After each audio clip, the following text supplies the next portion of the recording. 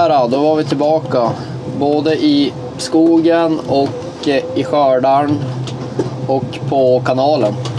Det var ett tag sedan vi har släppt någon nu. Det var väl lite som vi förvarnade att Hugo har varit borta ett tag utomlands och grejer på. Så vi har inte kunnat filma eller klippa någonting. Men det blev lite fördröjning för vi hade ju några klipp på lager. Så att nu är vi tillbaka i alla fall. Känns skönt. Det har ju hänt mycket med maskinhallen. Men jag tror faktiskt att vi ska hålla oss från att visa tills det är klart. I alla fall invändigt. Utvändigt är det ju som klart som det kommer vara förutom att pallställ och grejer. Så det kanske vi kan köra en liten video på hur det ser ut. Men vi sparar nog faktiskt invändiga resultatet tills det är lite mer klart. Med alla små grejer. Det blir som roligare då. Men här är vi i alla fall på en kombinerad körning. Som ni såg, eller som ni inte ser nu kanske för det är så mycket sol. Men som ni har sett på drönaren så är det hugget en väglinje på vägen hit. Skotern ska lägga av efter den sen. Och så kommer de hit och gräver vägen. Det är inte jag som ska göra. Utan det är en med en liten större maskin. Och så är det en liten gallring här där innanför. Så mellan väglinjen och det nu är det ju som bara hugget en basväg då. Själva gallringen börjar väl här framme. Det är som ganska orörd skog. Det verkar dock vara klockren vårkörning. Nu är det ju, vad är det för datum nu? Det är mitten på april. Så att vi är som inne i lite sämre tider här i skogen rent markförhållanden. Det är lite svajigt. Så då är det ju klockrent att få vara på såna här bra bergiga trakter. Man ser att det är stenet här. Det är ju berg här till höger. Och sen kommer en video på skotarna också igen där Neo skotar lite slutavverkning. Och där är det också en klockren vårpost. Stenigt och slutavverkning. Det är ju väldigt bra kombo.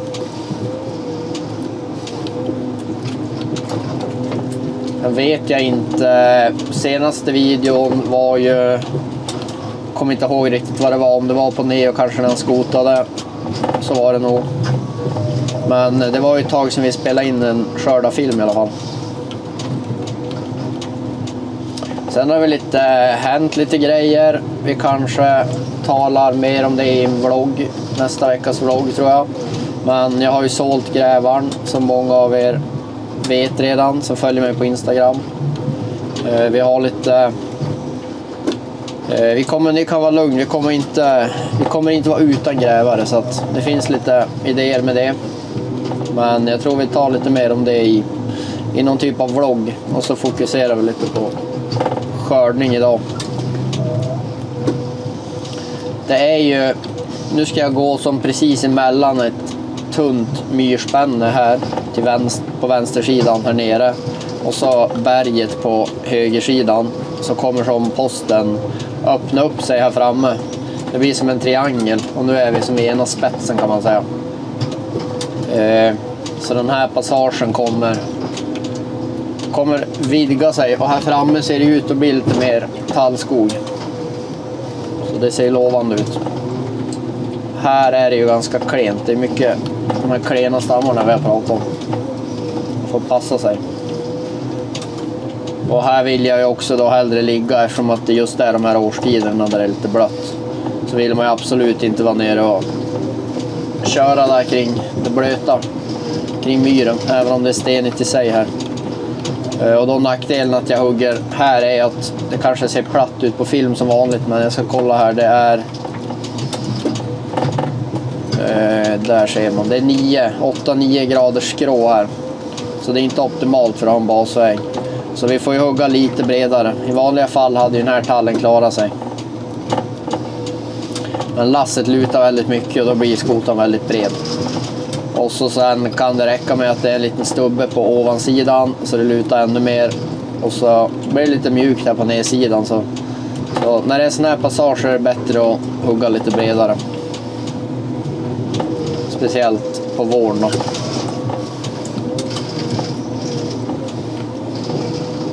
Och så kan man ju hjälpa till och försöka lägga allt ris då här på nedsidan. Då jämnar man ut det lite grann i alla fall. Skadar ju inte.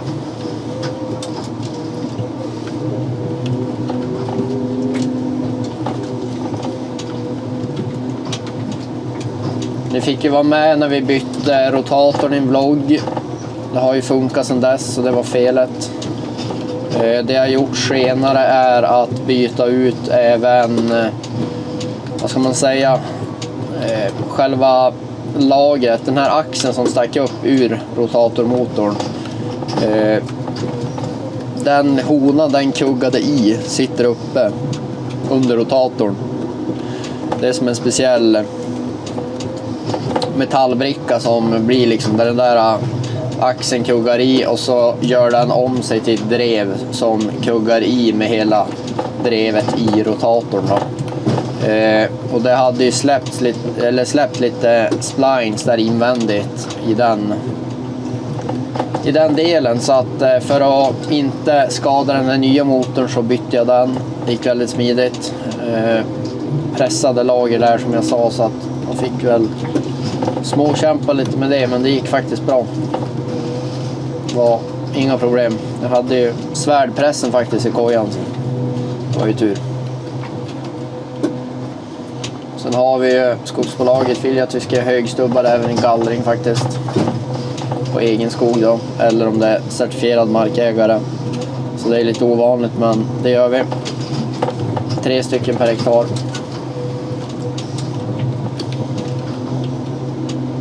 Och sen om vi ska gå tillbaka till skördarn har den funkat ganska bra på senaste. Det var förra veckan, jävlaste för Alexander. Hytten började snurra av sig själv. Den fortsatte bara snurra fast han släppte spaken. Så Komatsu var ut och hittade lite skräp i en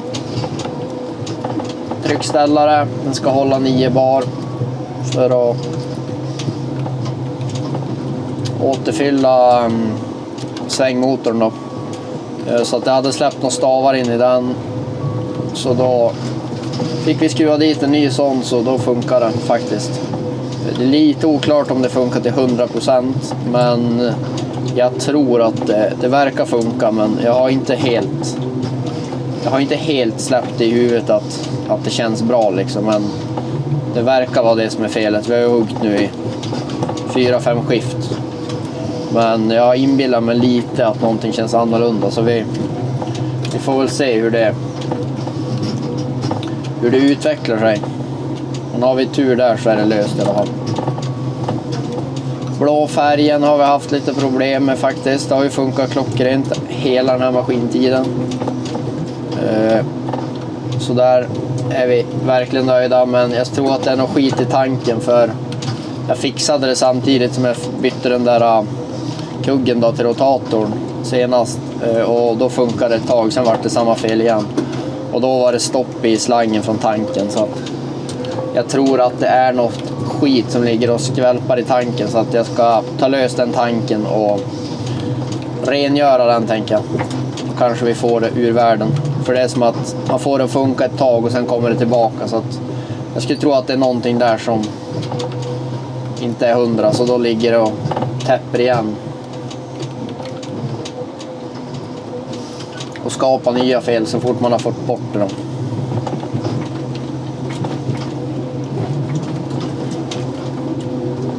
Så det har väl ändå rullat på faktiskt från senast. Sen är det väl lite svajigt i branschen kanske. Många skriver ju om det och upplever nog det. Det är väl dels kombination med att det är vår plus att världsläget ser ut som det gör. Så att vissa skogsbolag står väl nu. Vi verkar faktiskt klara oss. Sen ska jag vara helt ärlig, så om man bortser från de här åren, kanske nu när jag haft eget, det är snart 5 år, då har vi fått kört på alla år, alla vårar. Men det är väl kanske inte normalt egentligen. När jag var anställd till exempel så stod vi ofta på våren 1-2 veckor. Så det är väl egentligen mer normalt att man står 1-2 veckor, så att det är väl inte superkonstigt. Sen är det väldigt tråkigt och irriterande när man väl ska göra det. Det är ju riktigt surt. Men i år är det väl lite extra kanske just med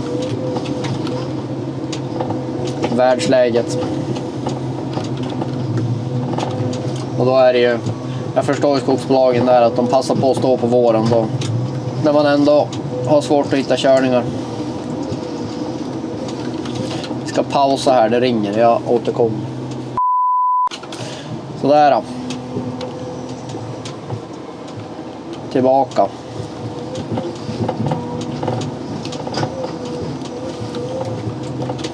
Kommer jag inte ihåg vart det var, men jag tror jag pratade om vårstopp och sådär.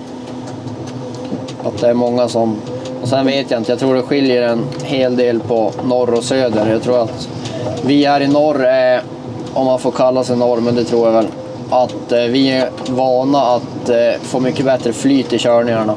Vi har större objekt och vi har mer körning. Det känns som i söder så är det mer normalt att man har lite mindre objekt och det blir lite hackigare med jobb och körning. Vi är ju som bortskämda på det sättet att vi bara kör på liksom. Samtidigt har ju då vi kanske lite sämre betalt per kubik, så att i slutändan så vet jag inte hur mycket det skiljer faktiskt. Och har man samma betalt per kubik så är det ju på ett sätt ett enkelt val. Det kanske är finare och mer betalt att jobba mindre, om man får välja. Men det beror ju också på hur man har lagt upp företaget liksom. Har man dyra nya maskiner, man köper 4 med mera, så är det ju tryggare kanske att ha mer körning över året liksom. Man vet vad man får, lättare att räkna. Men kör man med äldre grejer och inte är lika beroende, så kan det ju vara bättre att ha åt andra hållet då. Så det där är nog väldigt individuellt. Man får nog båda svaren om man skulle fråga runt lite grann.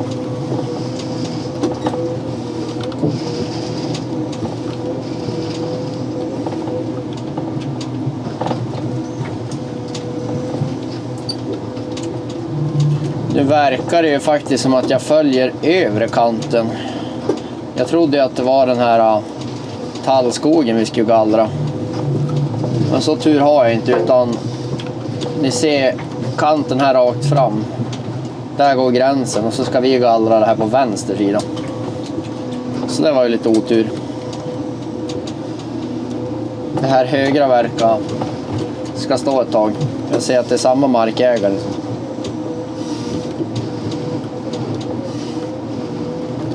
Vill säga skogsbolaget.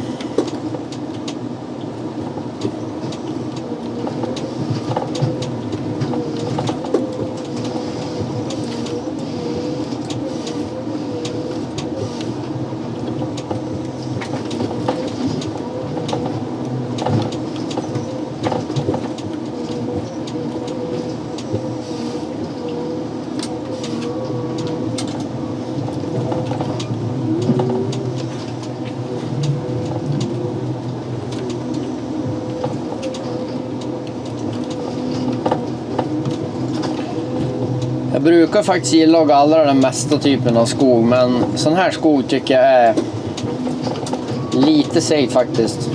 Jag gallrar ju nästan hellre ett hav fullt av sly än att det är som här, att det är väldigt liksom gruppställt och glest och så grovt och så klent. Det är väldigt svårt att få något flyt i körningen och det är väldigt svårt att få ett bra resultat när det ser ut så här. Då kommer det liksom en klunga så här full med liksom underväxt / förklena stammar som man måste gallra ur ändå, annars ser det väldigt konstigt ut om man skulle lämna allt. Men samtidigt så får man knappt betalt för det. Men på såna här ställen så brukar det faktiskt kunna gå att man hör av sig och diskutera lite så brukar det kunna gå att lösa. Men det är lite segallring. Ja. Är det någonting jag tycker är lite tråkigt att gallra så är det väl just sån här. Enorm skillnad i diameter och väldigt gruppställt. Här är liksom ett ställe där man kan säga typ att såna här hjälpmedel, HPR-gallring och överlag är ingenting jag gillar faktiskt, om jag ska vara ärlig. Men här hade det ju inte alls funkat. När det är så pass varierande medelstam och diameter och gruppställt helt enkelt. För den bygger ju som en prognos på det man hugger.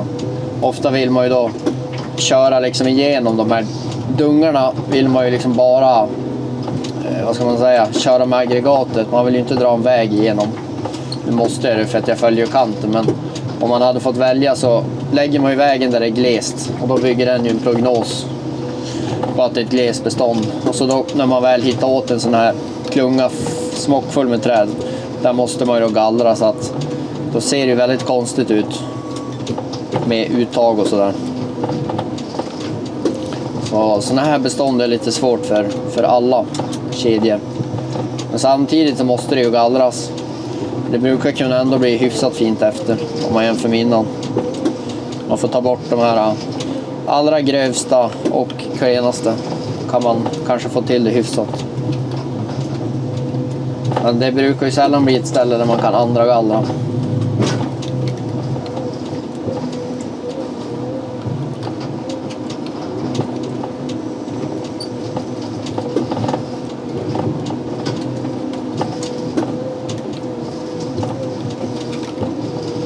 Fortfarande väldigt nöjd över kapen. Går riktigt bra. Kapar bra. Snabbt. Rapp. Den är rapp det här liksom, från att du slutar mata till att du kapar. Den är riktigt nöjd med kapen här, måste jag säga. Sen vet jag inte. Jag tycker ofta ser segar ut på film.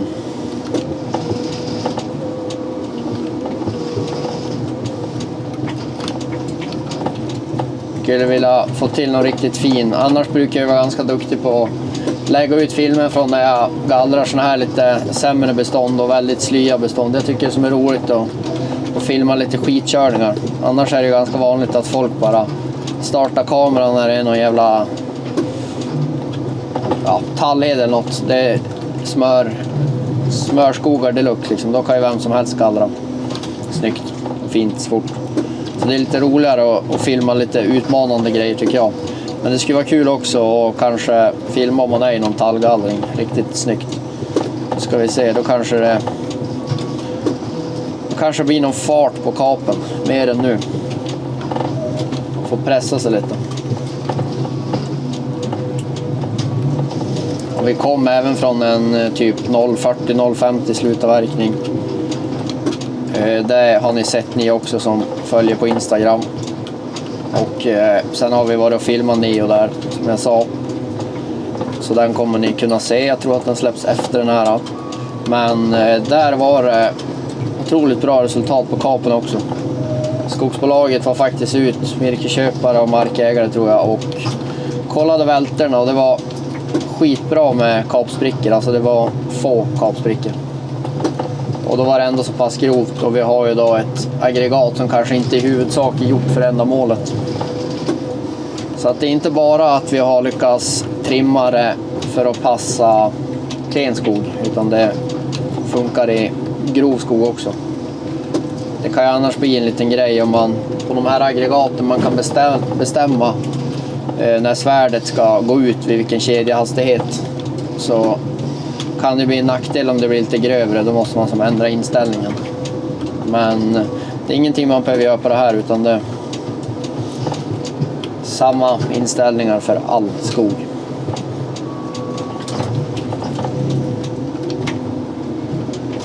Jag tycker att det är vänsterut.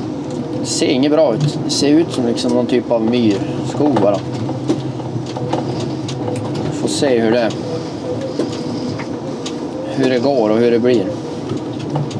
Vi måste ju bara köra igenom det. Som sagt, man får vara glad på att man har körning lite åt det hållet. Man kan inte kräva något annat på våren.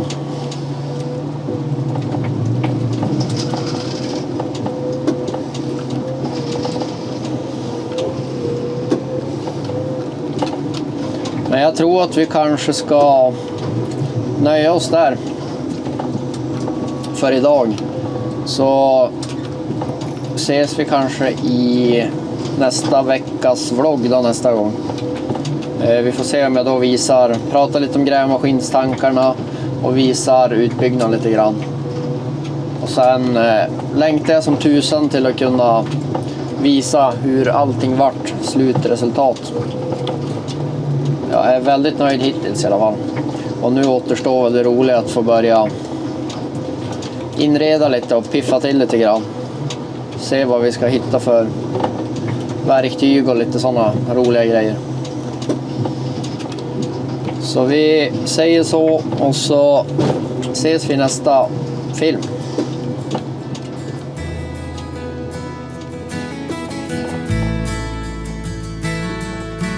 Roaring through the pines so tall, steel giants answering nature's call, tearing through the woods with might, underneath the moon's soft light. Forest machines hum their song.